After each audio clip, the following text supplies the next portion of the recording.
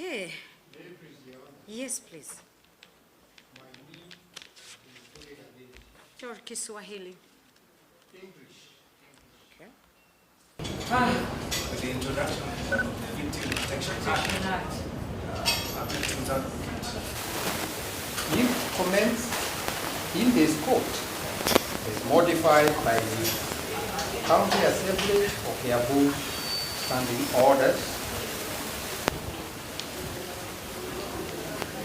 Council watching brief, and then LSK and fee. Okay.